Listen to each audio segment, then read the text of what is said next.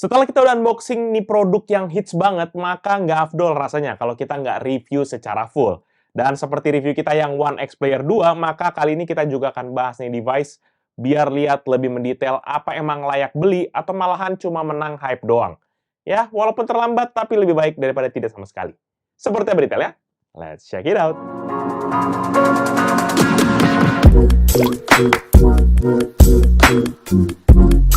Halo guys, balik lagi bersama Pichel, dan walaupun udah agak telat, dan telat banget sih sebenarnya, tapi nggak apa-apa lah, karena Pichel juga sibuk di kantor dan juga sempat ngedrop kemarin, tapi nggak apa-apa, karena kita butuh waktu juga memang buat coba tes segala macam yang ada dan yang bisa kita buat device dari Asus, yaitu ROG Ally. Spesifikasi lengkap dari gaming device ini adalah sebagai berikut. AMD Ryzen Z1 Extreme Processor, RAM 16GB LPDDR5 Dual Channel 6,4 GHz, storage SSD NVMe dengan kapasitas 512GB, integrated GPU AMD Radeon 780M dengan sharing memori default sebesar 4GB, layar IPS panel touchscreen 7 inch 8 bit dengan resolusi 1920x1080 atau Full HD, dan refresh rate sebesar 120Hz.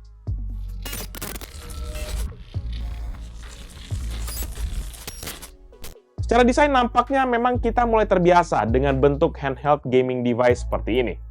Walaupun begitu, tampilannya ini jelas lebih tajam-tajam dibandingkan gaming device lainnya yang sudah beberapa kali Pichel review. Mulai dari warna, ROG Ally ini hadir dengan tampilan warna putih yang ngejreng dibandingkan beberapa konsol handheld populer yang biasanya berwarna hitam. Dan untuk ukuran device pun ini juga memiliki ukuran yang tergolong compact, yaitu 28,0 x 11,1 cm dengan ketebalan 2,12 cm hingga 3,24 cm dan berat 608 gram. Untuk ketebalan ini sih memang mayoritas titik paling tebalnya dikontribusi dari area gripnya yang hadir lebih tebal sehingga memudahkan dalam penggunaan jangka panjang. Sementara untuk ringannya produk ini memang dikontribusi atas pemakaian bahan plastik di sekujur dari bodinya. Nah, untuk tampilan memang mulai dari paling depan terdapat layar di bagian tengah, tombol-tombol kendali di sisi kiri dan kanan, serta lubang untuk speaker. Di grip kiri dan kanannya nanti juga ada motif garis-garis yang disertai oleh teks ROG di bagian kanannya. Oh ya, seperti biasa ya, kalau ROG pasti nggak bakal lewat tuh sama yang namanya RGB lighting. Nah, di sini ada RGB lighting di sekeliling dari joystick analognya yang tersedia di sisi kiri dan juga sisi kanan. Lightingnya pun juga bisa nanti kita ubah ataupun custom di Armoury Crate ya teman-teman, dan ya bisa teman-teman atur lah tingkat kecerahan lewat aplikasi ini. Lumayan lah buat pamer, ini kayaknya cocok lah, biar agak berwarna gitu gaya pamernya gitu kan. Sementara itu di sisi kiri dan kanan nanti kita akan menemukan stiker hologram dengan logo ROG di bagian bawah. Lanjut di bagian belakang, nanti di sini kita akan menemukan sebuah garis diagonal dengan motif hologram yang juga ditemani oleh tulisan Republic of Gamers. Di bagian ini pun nanti juga ada lubang ventilasi yang salah satu lubangnya itu berbentuk logo ROG, dan ada dua tombol makro serta grip yang punya motif agak kasar sehingga bisa memegang unitnya ini lebih mantap. Baru di bagian atas lah nanti terdapat dua pasang trigger button di sisi kiri dan kanan serta I/O port di bagian tengahnya. Nanti I/O portnya ini ada satu combo audio port, satu slot micro SD card tipe UHS 2, satu port ROG XG Mobile yang juga berlaku sebagai combo dengan USB Type-C 3.2 Gen 2, dan juga ini sudah support kepada DisplayPort 1.4, dua tombol volume, dua LED indikator, dan satu buah tombol power yang juga berfungsi sebagai fingerprint reader. Secara desain memang ada beberapa komplain yang mengganggu menurut Pichel. Pertama, ROG Ally ini tidak memiliki built-in stand, sehingga akan sangat menyulitkan buat kita yang mau pakai buat nonton ataupun buat nyambi kerja pakai device ini. Dan kelemahan kedua menurut Pichel yang pasti adalah portnya yang super duper terbatas banget. Masa cuma ada satu port sih USB Type-C di sini? Itu pun juga belum USB 4 gitu. Makanya buat kita yang mungkin bakal pakai device ini secara hybrid, yaitu buat nge-game dan juga buat kerja, wajib mesti kudu emas beli dongle biar kita lebih nyaman lah nyolokin peripheral yang kita butuhin, kayak keyboard, mouse, segala macam gitu ya.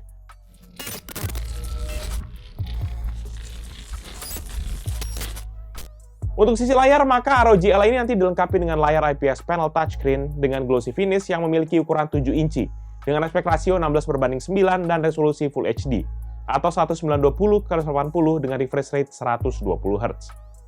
Panel layar ROG Ally ini sendiri nanti diproduksi oleh Tianma dengan kode monitor TL070 FPX S01-0 yang diklaim Asus punya 100% sRGB dan 75,35% Adobe RGB. Dan waktu kita uji, layarnya memiliki color akurasi hanya 65,7% DCI-P3, 92,4% sRGB, dan 64,0 Adobe RGB. Untuk tingkat kecerahan maksimumnya pun, panel ini diklaim punya brightness hingga 500 nits, dan waktu kita tes ini, white levelnya bahkan bisa sampai ke 514 nits. Serta dia memiliki response time 10 ms dengan kontras rasio actual di 1310 berbanding 1. Karena emang ini buat gaming, maka nggak lupa juga Asus menyematkan di layarnya yaitu teknologi AMD FreeSync Premium agar layarnya ini saat bermain lebih smooth dan juga bebas dari tearing. Dan fitur ini memang sebenarnya butuh layar minimum Full HD dengan refresh rate 120Hz. Makanya pas banget speknya ini tuh sebagai syarat minimum buat AMD FreeSync Premium. Dan untuk produksi warna di layarnya pun ini tergolong vibrant, mirip kayak karakteristik dari Nebula Display yang biasanya hadir di laptop ROG high-end. Walaupun begitu, dengan finishing layar yang glossy begini, maka agak sulit nih buat main di tempat yang banyak cahaya begitu. Sebenarnya sih udah ada coating Corning Gorilla Glass DXC yang bisa ngebantu pantulan cahayanya nggak terlalu ekstrim. Dan gak hanya sampai di situ aja, karena rupanya layarnya juga sudah ada Corning Gorilla Glass Victus sebagai proteksi layarnya agar nggak gampang lecet. Walaupun ya lebih mending jaga-jaga lah, karena lebih baik mencegah kan daripada mengobati. Dan untuk layarnya ini juga nanti ada bezel di screen layarnya, di mana untuk sisi kiri dan kanan ini punya ukuran yang tipis, yaitu 0,5 cm saja. Sementara di sisi atas dan bawah ini lebih tebal, yaitu 1 cm, yang juga ditemani oleh tulisan ROG di bagian bezel bawahnya. Secara layar sih memang jika dibandingkan sama beberapa kompetitor, apalagi macam One X Player 2 kemarin, maka ROG Ally ngambil jalan aman. Yaitu dia pakai Full HD doang, tapi bisa refresh rate 120Hz. Cuma, ya itu kembali lagi ke preferensi teman-teman. Lebih prefer yang high resolution atau yang high refresh rate.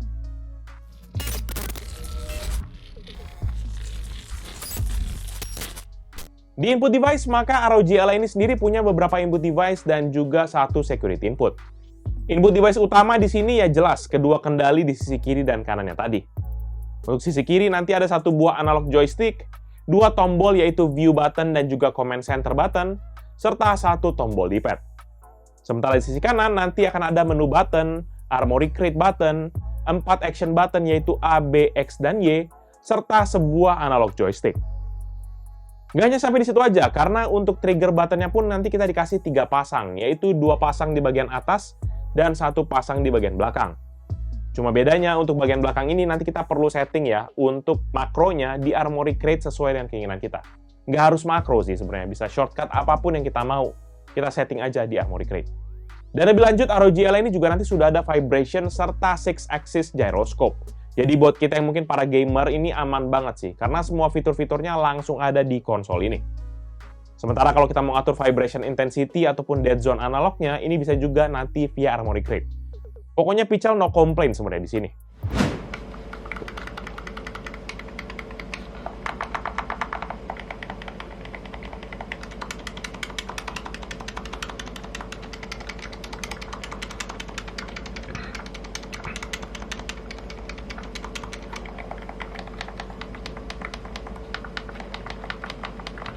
Sementara untuk keyboard dan juga touchpad, sayangnya nih device absen di kedua hal tersebut. Sehingga untuk navigasi kita bisa mengandalkan on-screen keyboard yang secara otomatis muncul, walaupun ada beberapa kondisi sih memang dia nggak muncul secara otomatis gitu ya. Sehingga kalau kita mau panggil paksa gitu ya, kita bisa tekan tuh tombol command center dan pilih aja menu keyboard. Maka nanti otomatis akan langsung muncul on-screen keyboardnya.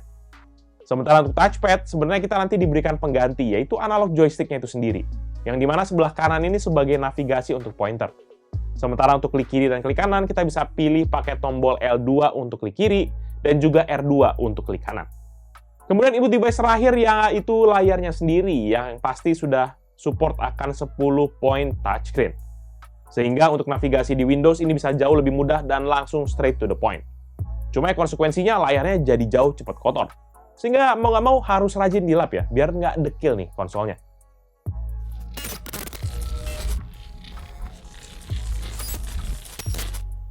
Masuk ke bagian performa, maka ROG Ally yang kita review kali ini menggunakan prosesor AMD Ryzen Z1 Extreme yang memiliki codename Phoenix dengan arsitektur Zen 4. Prosesornya nanti punya fabrikasi 4 nanometer dan memiliki total 16 inti, yaitu 8 inti fisik serta 8 inti virtual, dan juga TDP yang bisa di-adjust mulai dari 9 watt hingga 30 watt. Sementara untuk frekuensi, maka prosesor ini memiliki base frekuensi 3,3 GHz yang bisa di-boost hingga 5,1 GHz. Sementara untuk di sisi memori, sudah ada RAM sebesar 16 GB LPDDR5 yang memiliki frekuensi 6,4 GHz. Lanjut secara operating system, maka device ini sendiri sudah menggunakan Windows 11 Home Single Language dengan kode 22H2, yaitu build number 22621.2134. Dan untuk mengatur akan performa dari ROG Ally, maka sudah ada juga aplikasi yang tadi udah Pichel sebut dari tadi, yaitu Armoury Crate SE, yang bisa kita akses melalui tombol Armoury Crate di sebelah kanan. Di sini sebenarnya layaknya pengaturan di Armoury Crate lah. Kita bisa atur banyak hal. Tapi karena spesifik ngomongin performa, maka Pichel mau fokusin aja kepada pengaturan TDP-nya. Di mana ROG Ally sendiri memiliki 4 tingkatan operating mode yang bisa kita pilih. Pertama ada Silent Mode, yang dimana dia beroperasi di 10 watt. Kemudian ada kedua Performance Mode, di mana dia beroperasi di 15 watt. Turbo Mode di 25 watt, dan juga Turbo Mode yang terakhir di 30 watt. Dan sekedar catatan, walaupun Turbo Mode-nya ada 2, tapi yang 30 watt ini tuh hanya bisa beroperasi ketika dia tercolok kepada adaptor listrik. Dan ini pun juga ada beberapa catatan, di mana kita kalau pakai charger yang dikasih, tapi lewat Thunderbolt hub gitu, dan nggak langsung colok ke ROG Ally-nya, maka kemungkinan besar dia nggak bisa memanfaatkan akan turbo mode yang 30 watt. Mungkin agak-agak ke diskon gitu kali ya, jadi cuma bisa sampai 25 watt aja. Dan kalau kita mau ubah manual, sebenarnya kita bisa juga dengan ada opsi manual. Di mana di sini nanti ada 3 slider, yaitu SPL, SPPT, dan FPPT. Untuk SPL sendiri ini adalah kependekan dari Sustainable Power Limit, di mana ini batasan untuk watt maksimal yang bisa di-maintain secara permanen selama berada di temperatur yang aman. Sementara kalau SPPT ini adalah Slow Package Power Tracking, di mana ini adalah boost yang bisa aktif dengan jarak yang agak panjang, yaitu sekitar 20-an detik hingga beberapa menit. Baru FPPT ini adalah Fast Package Power Tracking, yaitu kayak short burst, ataupun kayak boost jangka pendek dari prosesornya, yaitu sekitar mungkin beberapa detik aja. Oleh karena itu, karena ada beberapa mode, maka Pichel juga akan jalankan benchmark di ROG Ally ini menggunakan aneka mode tersebut untuk lihat bagaimana pergerakan performanya antar watt. Kita nanti akan mulai dari synthetic benchmark sampai kepada gaming test biar teman-teman dapat lebih jelas full coverage performanya. Dan dalam pengetesan ini juga kita lakukan dengan kondisi tanpa di-charge, kecuali waktu pakai mode turbo 30 watt, yang mana dia emang kudu mesti wajib pakai charger, biar bisa aktif akan modenya. Dan juga sekedar catatan untuk pengetesan kali ini, BIOS-nya kita pakai yaitu RC71L.323, di mana pada waktu Pichel cek ini adalah BIOS paling update pada saat video ini Pichel buat. Dan Pichel mau ngingetin, kalau ini bakal panjang dan bakal banyak angka-angka, maka saran Pichel, ya duduknya pastikan nyaman dan juga jangan lupa ambilin dulu tuh cemilan ataupun GoFood yang lagi ditunggu di depan, pastiin udah nyampe tuh kayaknya drivernya. Jangan lupa juga kasih tips guys, kasihan mereka, bantu mereka. Untuk testing pertama yaitu Cinebench R20, maka ROG Ally ini di watt rendah yaitu 10 watt, mendapatkan skor 2963. Dan seiring dengan kenaikan watt tadi, maka kita bisa melihat bahwa antara watt yang naik itu nggak sebanding dengan performa yang ada. Sementara di watt yang maksimum yaitu 30 watt, maka ROG Ally mendapatkan skor sebesar 5531. Untuk performa per wattnya tetap paling tinggi di kondisi 10 watt, yang dimana semakin tinggi wattnya, maka performa per wattnya pun juga semakin turun. Masuk di Cinebench R23, di sini lebih menarik lagi nih patternnya. Di mana untuk watt rendah yaitu di 10 watt, maka ROG Ally dapat menghasilkan skor 1426 untuk single core dan 5341 untuk multicore. Nah, patternnya di sini menarik karena ketika kita mulai naikin per watt, itu tuh multicore-nya tuh adalah yang paling mengalami efek dari kenaikan wattnya. Peningkatan paling tinggi sih mulai kelihatan ketika kita naikin dari 10 watt hingga ke 15 watt. Di mana ada kenaikan sebesar 71,3%. Dan ketika kita naikin terus, maka nggak kelihatan peningkatan yang signifikan. Poin per wattnya pun juga untuk multicore ini paling tinggi berada pas di 15 watt. Sementara untuk single core, peningkatan signifikan terlihat ketika kita mulai menaikkan watt dari 10 ke 15 watt. Selebihnya ketika kita naikin lebih jauh, nggak banyak perubahan. Dan bahkan di 30 watt itu tuh angka single core-nya malahan sama dengan yang 15 watt. Pichel juga nggak tahu tuh kenapa. Dan untuk poin per watt-nya pun untuk single core ini tuh dia yang paling tinggi sebenarnya berada di 10 watt. Jadi menarik nih di sini. Dan buat yang penasaran, ini dia perbandingan dengan beberapa laptop dan PC yang Pichel pernah review.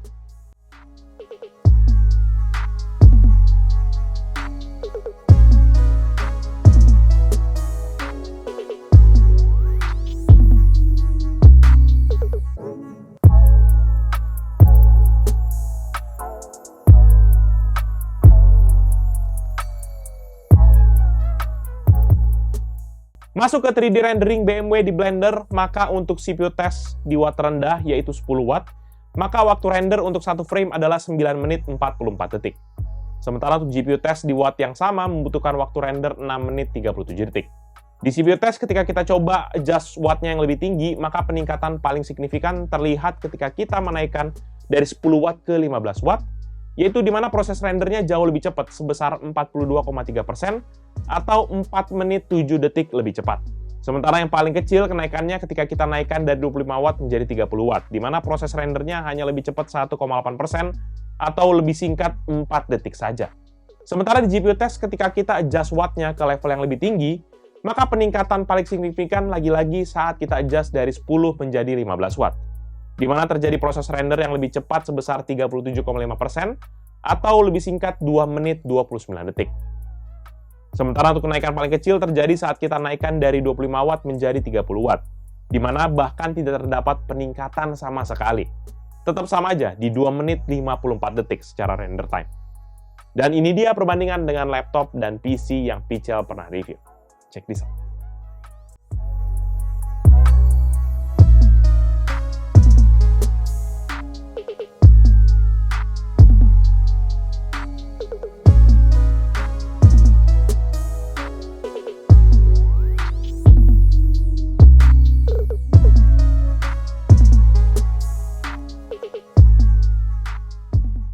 Selanjutnya untuk tes rendering Pichel pernah benchmark di Adobe Premiere, maka dengan TDP terendah di 10 watt, ROG Ally berhasil merender project 15 klip 4K dengan format H264 dan juga preset quality 4K dalam waktu 18 menit 55 detik.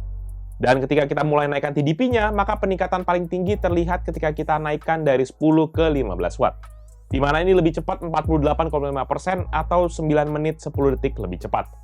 Dan sementara untuk peningkatan paling rendah terjadi ketika kita naikkan dari 25 watt ke 30 watt, yaitu proses render lebih cepat 1 menit 55 detik. Ini dia perbandingan dengan laptop dan PC yang Pichel pernah review.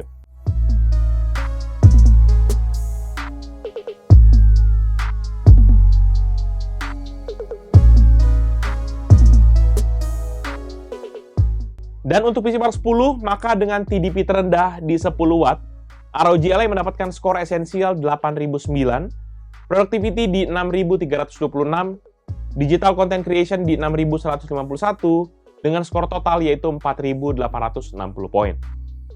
Saat TDP-nya mulai kita naikkan, maka secara rata-rata peningkatan paling banyak kembali di saat kita naikkan TDP-nya ke 15 watt, di mana terjadi peningkatan sebesar 21,5% atau 1045 poin. Cuma memang untuk bagian esensial, peningkatan paling tinggi kelihatan pada saat kita naikkan dari 25 watt menjadi 30 watt, di mana di sisi ini tuh dia naik 17,1% atau 1515 poin lebih tinggi. Sementara kalau peningkatan paling rendah terjadi ketika kita ubah wattnya dari 15 watt ke 25 watt, di mana dengan daya naik hampir 66,7%, maka rata-rata performanya cuma naik 3% aja, atau naik 178 poin. Ini dia perbandingan dengan laptop dan PC yang Pichel pernah review.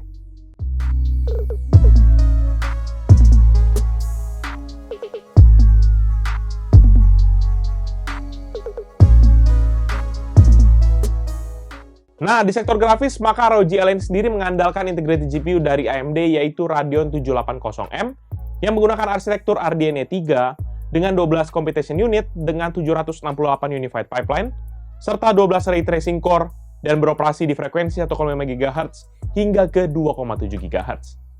Sementara untuk memori, maka GPU ini mengandalkan akan sharing memori yang bisa kita atur juga menggunakan Armoury Crate di bagian setting.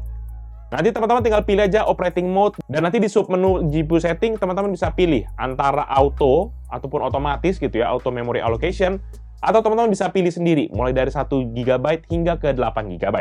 Setiap opsi yang kita pilih nanti bakal butuh restart, biar dia bisa ke-apply. Jadi ini nggak bisa diatur secara on the fly. Dan untuk ngetes performa GPU-nya, maka kita pakai 3D Mark Time Spy.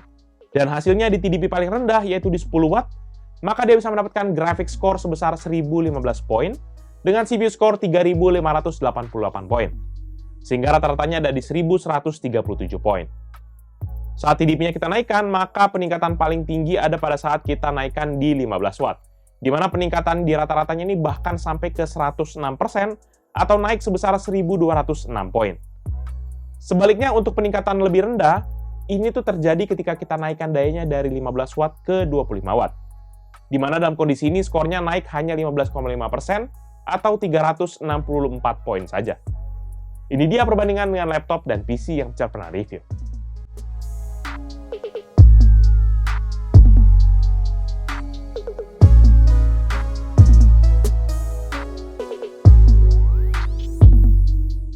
Dan setelah synthetic benchmark, akhirnya kita lanjut kepada bagian yang pasti mungkin teman-teman tunggu, yaitu testing main gamenya.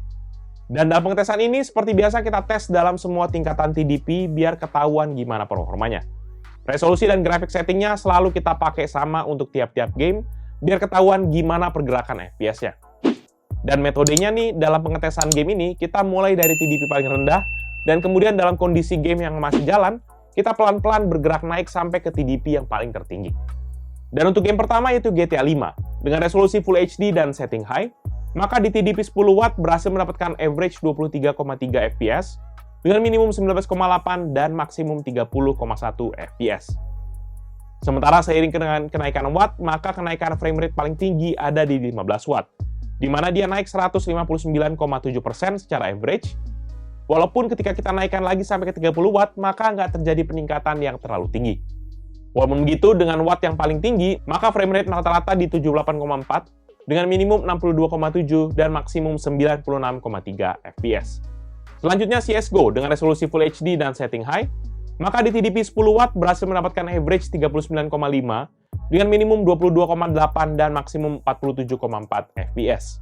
Sementara seiring dengan kenaikan watt, maka kenaikan frame rate paling tinggi ada di 15 watt, di mana dia naik sama juga di 159,7% secara average, walaupun ketika kita naikkan lagi sampai ke 30 watt, maka tidak terjadi peningkatan yang terlalu tinggi. Dengan watt yang paling tinggi atau 30 watt, maka frame rate rata-rata tuh di 111,9 dengan minimum 83,2 dan maksimum 161,5 FPS. Selanjutnya Dota 2 dengan resolusi Full HD dan setting best looking, maka di TDP 10 watt berhasil mendapatkan average 29,0 dengan minimum 18,4 dan maksimum 33,4 FPS. Sementara seiring dengan kenaikan watt, maka kenaikan frame rate paling tinggi ada di 15 watt, di mana dia naik sebesar 83,1% secara average. Ketika kita naikin lagi sampai ke 30 watt, maka nggak terlalu terjadi peningkatan yang tinggi, paling sekitar 20 hingga 30%. Dengan watt paling tinggi, maka frame rate rata-rata di 85,1 dengan minimum 67,5 dan maksimum 98,4 FPS. Lanjut di game FIFA 22 dengan resolusi Full HD dan juga setting Ultra, maka di TDP 10 watt berhasil mendapatkan average 31,7 dengan minimum 10 FPS dan maksimum 38,5 FPS. Sementara seiring dengan kenaikan watt, maka kenaikan frame rate paling tinggi ada di 15 watt, di mana average-nya naik hingga 237,5%. Dan ketika kita naikin lagi sampai ke 30 watt, maka nggak terjadi peningkatan yang terlalu tinggi. Palingan di minimum frame rate-nya ini naik sampai 203,9% ketika TDP-nya naik sampai ke 25 watt. Dan dengan watt paling tinggi, maka frame rate rata-rata yang didapat adalah 153,2 dengan minimum 132,5 dan maksimum 161,5 FPS. Lanjut di game The Sims 4 dengan resolusi Full HD dan juga setting high, maka di TDP 10 watt berhasil mendapatkan average 25,9 dengan minimum 2,7 dan maksimum 38,5 FPS. Sementara seiring dengan kenaikan watt, maka kenaikan frame rate paling tinggi ada di 15 watt, di mana average frame rate-nya naik 86,9%. Yang menariknya ketika kita mulai naikkan TDP-nya, malahan di minimum frame rate-nya ini tuh cenderung turun, dari 1% di TDP 25 watt dan turun hingga 17% di TDP 30 watt. Sementara secara rata-rata frame rate-nya hanya naik single digit aja di 6-7%. Walaupun begitu, dengan watt paling tinggi atau di 30 watt, maka frame rate rata-rata di 55,2 dengan minimum 4,8 dan maksimum 87,2 FPS. Masuk kepada Cyberpunk 2077 dengan resolusi Full HD dan setting preset Steam Deck, maka di TDP 10 watt ini berhasil mendapatkan average 11,8 dengan minimum 9,3 dan maksimum 14,1 fps. Sementara seiring dengan kenaikan watt, maka kenaikan frame rate paling tinggi ada di 15 watt, di mana average-nya naik 212,7%, walaupun ketika kita naikkan lagi sampai ke 30%, maka lagi-lagi nggak ada peningkatan yang signifikan. Malahan di 30 watt ini terjadi penurunan minimum frame rate dibandingkan 25 watt, yaitu turun sampai 6%, atau sekitar 2 fps. Dengan watt yang paling tinggi, maka frame rate rata-rata yang dicapai adalah 41,5, dengan minimum 32,2 dan maksimum 51,1 fps. Sementara di Need for Speed Unbound dengan resolusi Full HD dan setting medium, maka di TDP 10 watt berhasil mendapatkan average 12,8 dengan minimum 9,4 dan maksimum 15,4 fps. Sementara seiring dengan kenaikan watt, maka kenaikan frame rate paling tinggi ada di 15 watt, di mana average-nya naik 179,7%. Dan ketika kita naikkan lagi sampai ke 30 watt, maka masih ada peningkatan sebesar 27,7% dari 15 watt ke 25 watt. Tapi waktu naik ke 30 watt, malahan FPS average-nya tuh turun sekitar 0,6 fps atau 1,8%. Dengan watt paling tinggi, maka frame rate yang didapat rata-rata di 44,9 dengan minimum 33,3 dan maksimum 52,9 fps. Sementara untuk game Valorant di resolusi Full HD dan juga setting high, maka di TDP 10 watt berhasil mendapatkan average frame rate di 63,2 dengan minimum 35,5 dan maksimum 71,9 fps. Sementara seiring dengan kenaikan watt, maka kenaikan frame rate paling tinggi ada di 25 watt, di mana average-nya naik itu sebesar 27,8% secara average. Walaupun sebenarnya secara daya dia naik cukup tinggi, yaitu sebesar 10 watt dari 15 ke 25 watt. Setelah itu adalah kenaikan dari 10 watt hingga ke 15 watt, di mana dia naik average-nya yaitu sebesar 19%. Dengan watt yang paling tinggi, maka frame rate rata-rata itu ada di 113,5 dengan minimum 59,0 dan maksimum 148,3 fps. Dan terakhir untuk game Genshin Impact di resolusi Full HD dan setting medium, maka di TDP 10 watt berhasil mendapatkan average 20,5 dengan minimum 14,5 dan maksimum 24,5 fps. Sementara seiring dengan kenaikan watt, maka kenaikan frame rate paling tinggi ada di 15 watt, di mana average-nya naik 188,3%. Lagi-lagi kalau kita naikin sampai 30 watt, maka masih ada peningkatan sebesar 13,9% dari 15 ke 25 watt. Dan waktu naik lagi ke 30 watt, maka FPS maksimumnya juga ikutan naik sekitar 44 FPS atau 57%. Walaupun secara average FPS-nya cuma naik 2,1% aja. Dan dengan watt yang paling tinggi, maka frame rate rata-rata tuh di 68,7 dengan minimum 54,6 dan maksimum 121,7 FPS. Di sini teman-teman sebenarnya bisa lihat bagaimana ROG Ally itu tuh punya sweet spot, terutama ketika dia berada di 15 watt. Gamenya berasa lebih playable dan peningkatan FPS-nya pun sebenarnya dari 10 ke 15 watt itu lebih berasa. Tapi ketika di atas 15 watt itu kayak nggak kelihatan perubahan yang signifikan. Malahan cenderung kayak lebih boros banget baterainya. Dengan kondisi yang mungkin nggak terlalu beda jauh gitu.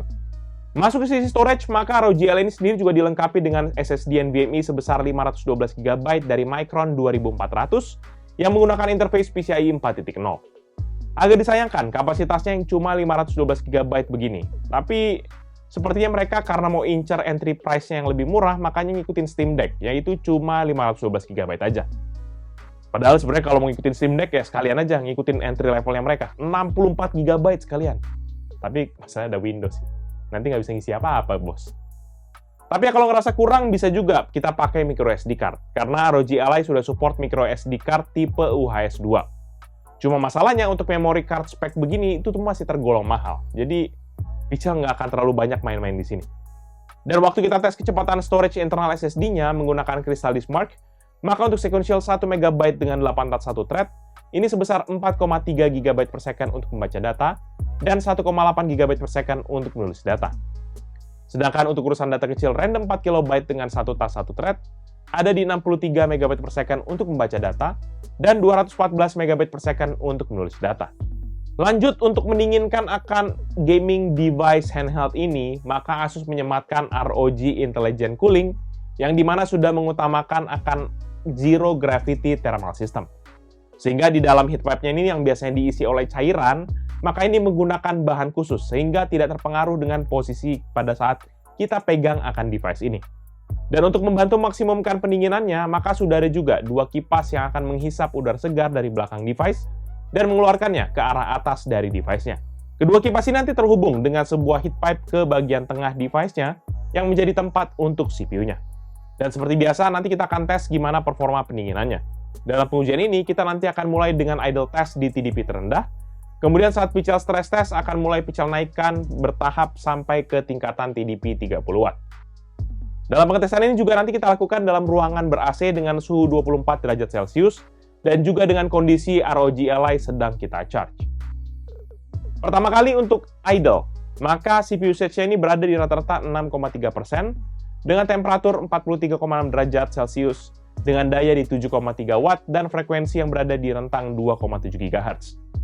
Dari sini Pichel ngelihat bahwa secara device ini tuh gimana ya, secara performa kayak agak nggak kalem gitu. CPU usage-nya tuh kayak masih ada gitu berapa digit. Padahal nggak ada aplikasi yang jalan ataupun nggak ada Windows Update yang sedang jalan di belakang.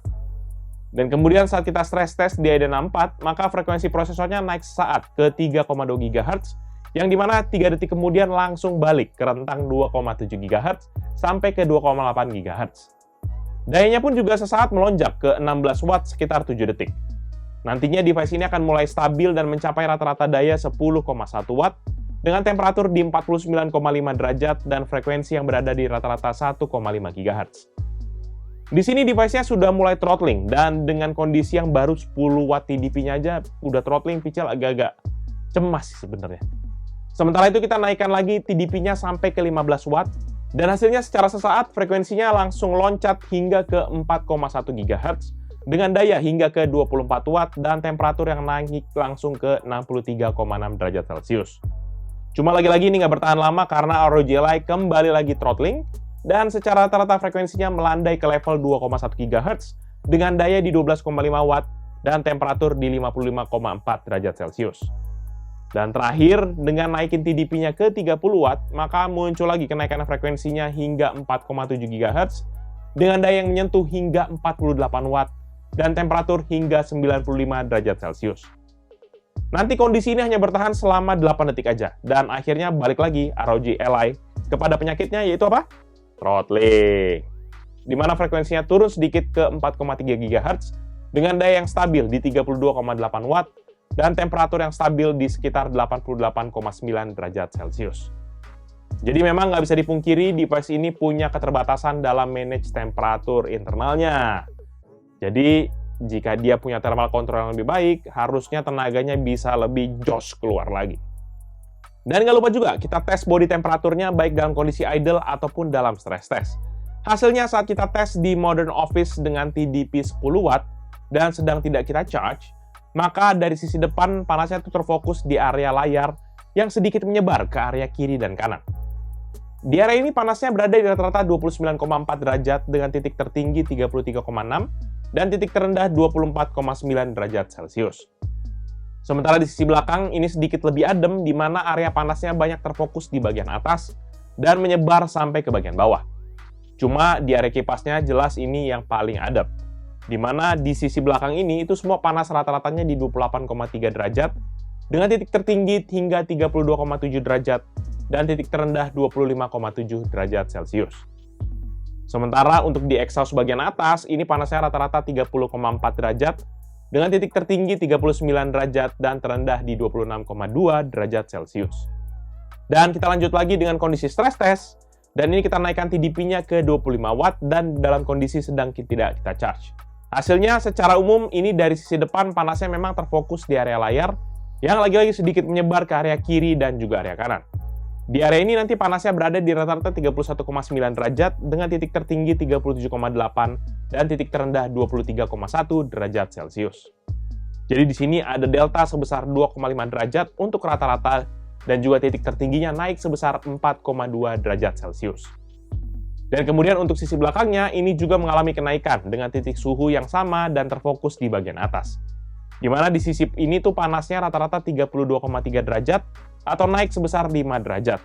Dan juga titik tertingginya di 43,3 atau naik 10,6 derajat Celcius. Sementara untuk titik terendahnya ada nanti di 26,6 derajat Celcius.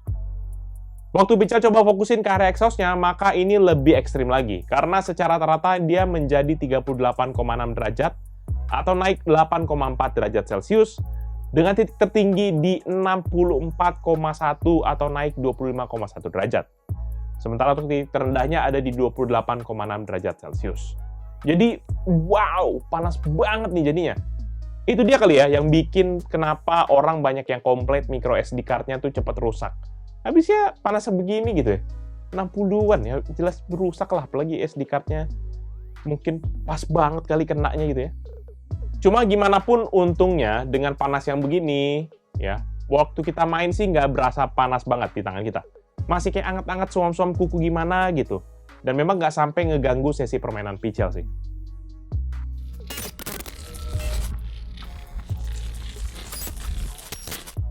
Untuk urusan audio, ROG Ally sudah dilengkapi dengan dua buah speaker, yaitu dual smart amp yang langsung menghadap ke arah kita sebagai user. Dan speakernya pun juga sudah mendapatkan sertifikasi dari Dolby Atmos dan juga mendukung akan high-res audio juga.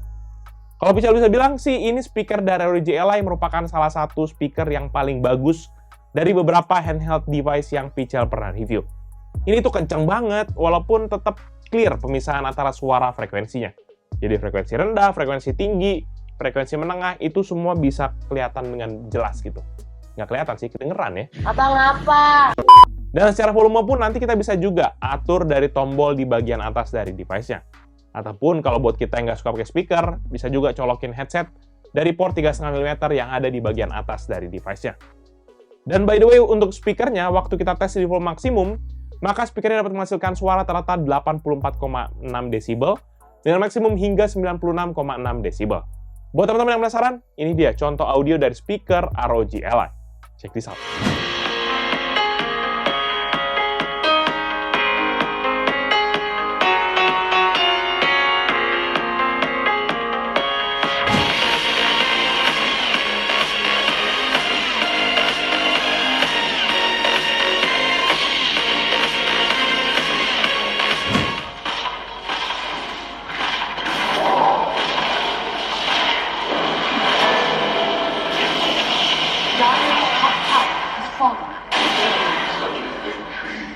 Your death was a secret.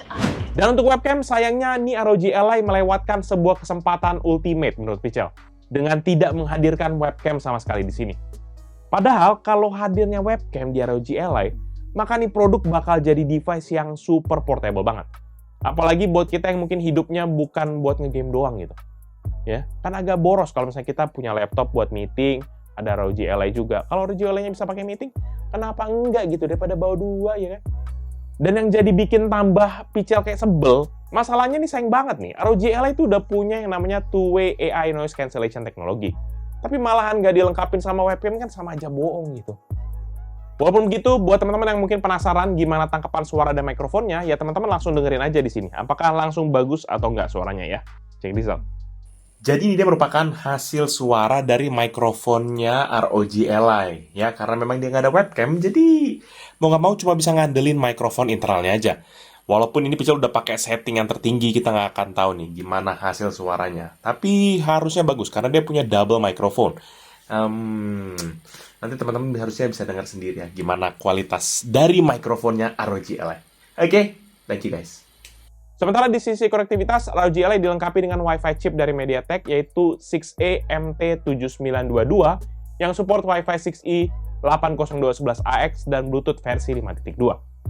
Untuk Wi-Fi chipnya juga sudah support akan triple frekuensi yaitu 2,4, 5, dan juga 6 GHz. Dan selain itu, sayangnya tidak ada lagi opsi untuk koneksi lainnya.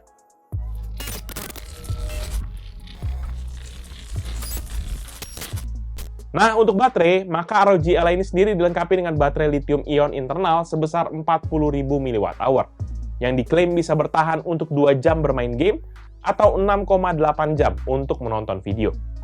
Oleh karena itu, kita uji kemampuan baterainya menggunakan PCMark 10 battery test, dan dalam pengujian ini kita tes dengan semua TDP yang bisa, yaitu 10 Watt, 15 Watt, dan juga 25 Watt. Pertama, untuk di Modern Office dan TDP 10 Watt. Maka ROG Ally dapat bertahan selama 6 jam 58 menit. Dan untuk Modern Office di TDP 15 watt, maka dapat bertahan selama 5 jam 8 menit, dan di TDP 25 watt dapat bertahan selama 5 jam 13 menit. Ya, untuk di sini not bad lah. Dia mendekati akan klaimnya ROG. Walaupun itu juga dengan catatan kalau di TDP 10 watt, atau ini TDP yang paling rendah. Sementara untuk tes kedua pada saat gaming, kita coba cek apakah sesuai dengan klaim hingga 2 jam untuk bermain game. Dan hasilnya di mode gaming dan juga kondisi full brightness dan TDP 10 watt, maka ROG Ally bahkan bisa bertahan hingga 2 jam 28 menit. Dan kalau kita coba tes di TDP 15 watt, baru dia turun sampai di bawah 2 jam, yaitu cuma 1 jam 36 menit. Terakhir di TDP 25 watt, maka baterainya pun juga lebih turun lagi sampai cuma 59 menit saja. Di sini lagi-lagi nggak ada yang terlalu spektakuler menurut Pichel, kecuali kalau kita mau main di 10 watt aja. Walaupun menurut Pichel nggak terlalu nyaman main di 10 watt. Selebihnya sih dengan TDP 15 ataupun 25 watt, kita bakal berasa kayak sebentar banget. 1,5 jam main tuh kayak berasa singkat banget gitu. Apalagi udah keburu habis baterai, kita udah keburu sebel duluan. Misalnya main Armored Core itu, aduh ya ampun. Baru cuma 1 boss doang aja restart checkpoint, udah habis baterainya. Jadi mau nggak mau saran Pichel, kita mesti cari power bank yang punya daya dan kemampuan charging yang gede sih. Biar dia bisa ngisi akan ROG Ally ini, dan kita bisa main lebih panjang gitu. Dan nanti kalau kita mau isi dayanya, kita bisa pakai charger bawaannya yang punya daya output maksimum 20 volt 3,25 ampere, atau total daya 65 watt. Nanti saat pengisiannya, dia membutuhkan waktu sekitar 1 jam 35 menit dari 4% hingga ke 100%. Dan jangan lupa juga ada indikator berwarna orange yang akan menyala saat charging, dan berubah jadi warna putih ketika sudah full baterainya. Kalau kita mau pakai charger bawaannya buat dicolok ke USB Type-C dongle ataupun Thunderbolt gitu, biasanya kita nggak bisa tuh aktifin power profile yang 30 watt. Pichel udah bahas tadi ya, jadi mesti dicolokin langsung ke ROG Ally-nya. Atau ya cari charger dengan daya yang lebih gede, seperti 100 watt gitu. Karena pada waktu Pichel tes di 100 watt, ini 30 watt TDP-nya masih bisa aktif.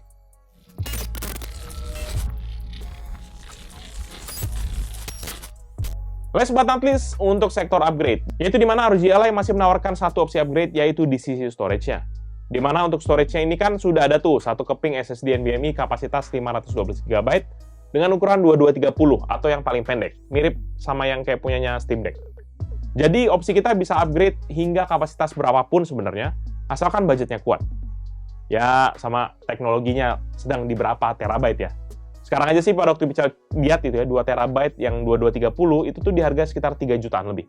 Jadi mau nggak mau pertimbangkan baik-baik lah. Karena harga device-nya plus tambah SSD-nya agak lumayan. Dan untuk proses gantinya juga tergolong mudah. Bahkan ROG kasih guide-nya yang jelas di website buat kita upgrade sendiri. Jadi good job ROG. Ini benar-benar mendukung akan repairability. Good. Selebihnya sih nggak ada lagi opsi upgrade untuk ROG Ally. Overall, menurut pribadi Pichel, ROG Ally merupakan sebuah device yang menarik nih. Selain meramaikan dunia gaming handheld, tapi konsol ini juga bisa jadi saingan agar kompetitor mengeluarkan device jenis yang lebih menarik. Ya ujung-ujungnya kan konsumen yang diuntungkan ya kan, karena banyak pilihan, walaupun uang juga nggak nambah-nambah cepet gitu ya, ngabisinnya cepet, nambahnya nggak banyak. Secara spek sih, ROG Ally memang di atas kertas punya spek yang oke. Diajak gaming AAA masih bisa minimal 30-an FPS, ini masih dapat lah. Walaupun begitu, memang bukannya tanpa catatan negatif. Dari Pichel sih, ada beberapa catatan ya buat ROG Ally. Pertama, portnya super duper terbatas. Ini salah satu kelemahan terbesar menurut Pichel. Jadi nggak fleksibel buat dipakai dalam banyak skenario. Dan yang kedua kelemahan adalah layar Full HD 120Hz. Yang menurut Pichel sejujurnya agak mubazir, karena gamenya pada boro-boro. Susah lah buat nyampe ke spek layarnya, 120Hz. Mending layar biasa aja, kayak 60Hz tapi spek lainnya dinaikin. Ataupun kalau mau, harganya aja yang diturunin. Biar entry price point-nya tuh lebih rendah. Selebihnya sih, ROG Ally terlepas segala kelebihan dan kekurangannya masih jadi daily gaming device Pichel sih. Dan yang bikin menarik sebenarnya adalah harga yang terjangkau untuk produk ini. Untuk yang versi Z1 Extreme ini tuh dibanderol dengan harga 10 jutaan aja. Ya memang nggak semurah Steam Deck untuk entry level price-nya, karena memang cuma hadir satu SKU aja untuk storage ini yaitu 512 GB. Walaupun ya saran Pichel kalau misalnya memang mereka mau coba main, itu coba keluarin ROG Ally Z1 Extreme dengan spek 128 GB secara storage dan juga layar 60Hz. Pasti lebih banyak yang main. daripada Steam Deck. Bisa jadi, percaya deh. Dan nanti kalau teman-teman yang mungkin berminat dengan produk ini atau mau cek produknya, bisa cek di deskripsi yang Pical akan tulis di bawah ini. Jangan lupa juga untuk like dan share video ini, plus kunjungi sosial media kita seperti Facebook, Twitter, Instagram, TikTok, dan website kita, yaitu picalmediagroup.com. Kunjungi beberapa YouTube channel kita di bawah Pical Media Group, yaitu Pical Main Game yang bahas soal game konsol, PMG Fams yang bahas vlog aktivitas Pical dan keluarga, serta Pical Toys Time yang bahas soal mainan. Jangan lupa pada subscribe, guys. I see you. Jadi itu dia video Pical kali ini. Thank you guys for watching. See you in the next video. Bye-bye. Ini kenapa kita malahan bahas ROG Ally duluan nih? Steam Deck kita kapan nih? Nanti mesti nanya, wah kapan lo bang review Steam Deck bang? Bang. Sabar guys. Ini aja saya udah sampai mau mabok guys bahasnya.